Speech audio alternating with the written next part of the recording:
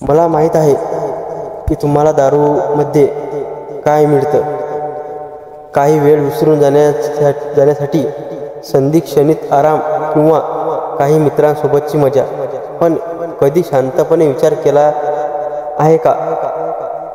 तुम्ही कधी विचार केला आहे का? या एका क्षणाच्या सुखासाठी तुम्ही काय गमावत आहात? भावांनो, आरोग्य तुमचे शरीर जे देवाचे मंदिर आहे त्याला तुम्ही विष देत आहात.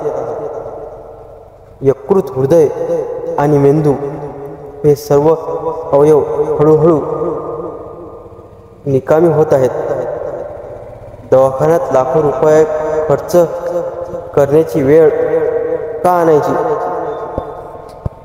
तुम्ही रोज दारूवर जो पैसा खर्च करता तो जर साठवला तर तुम्ही तुमच्या मुलांसाठी चांगले शिक्षण, पत्नीसाठी एखादी भेटवस्तू किंवा घरासाठी एखादी नवी वस्तू घेऊ शकता.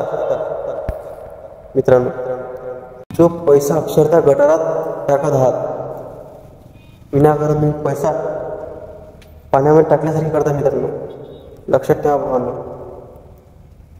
दारूच्या नशेत तुम्ही तुमच्या कृतीवर नियंत्रण गमावता. तुम्ही बोललेलं एक अपशब्द, केलेली एक चूक तुमच्या समाजातील आणि कुटुंबातील इज्जतीला कायमचा डाग लागू जातो. म्हणून सांगतो, भावांना दारू सोडून टाका. या सर्वात महत्त्वाचा भाग आहे तुमचं कुटुंब. तुमच्या घरी कोण वाट पाहते याचा विचार केला तुम्ही कधी? तुम्ही दारूतून गेले बाहेर, घरी माहिती आहे तुमच्या घरी लेकरं, बायको असते, तुमची पत्नी जी कधी काळी तुमच्यावर जीवापाड प्रेम करत होती, आज ती तुमच्या दारूच्या सवयीमुळे दररोज रडते. तिला पती नाही तर एक चांगला सुट्टी हवा आहे. तुमचं मूळ जी तुम्हाला आपला हिरो मानतात, तुम्हाला माहिती आहे तुमचा जो मुलगा आहे तुम्हाला हिरो मानते, त्यांना शाळेत किंवा समाजात तुमच्यामुळे माना खाली घालावं लागतं. त्यांना हसवणारा, खेळणारा वडील हवा आहे. दारूच्या नशेत धिंगाणा घालणारा माणूस नाही. तुमचे आईवडील माहीत आहे का?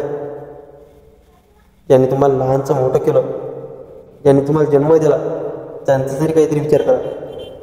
ज्यांनी तुम्हाला इतक्या कष्टाने वाढवलं, त्यांना आयुष्य शेवटच्या टप्प्यात शांती आणि आनंद हवा आहे. त्यांचं जे वय असते म्हातारपण, त्यात तर त्यांना काहीतरी सुख द्या. दारू पिऊन त्यांना दुःखी नका होऊ. तुम्ही त्यांच्या शांत झोपेत रोज अडथळा आणत आहात. विचार करा, तुम्ही जेव्हा दारू पिऊन घरी जाता तेव्हा ते तुमची वाट पाहतात. ते प्रेमाने नव्हे तर भीतीने, ही भीती दूर करा तुमच्या कुटुंबाला. परत त्यांचे प्रेमळ घर आणि प्रेमळ माणूस परत द्या. दारू सोडणं सोपं नाही हे मला पण माहीत आहे. ही एक सवय आहे आणि सवय मोडायला वेळ लागतो. मग ती सवय मुलीची असो की दारूची असो किंवा गुटखाची असो, सवय ती सवय असते. आज स्वीकार करा आधी. ठीक आहे मित्रांनो, व्हिडिओ खूप लंबा होता आहे. दारू सोडायच्या बाबत तुम्हाला आणखी दुसऱ्या व्हिडिओ सांगणार. दारू सोडून टाका. भेटू नंतर. धन्यवाद.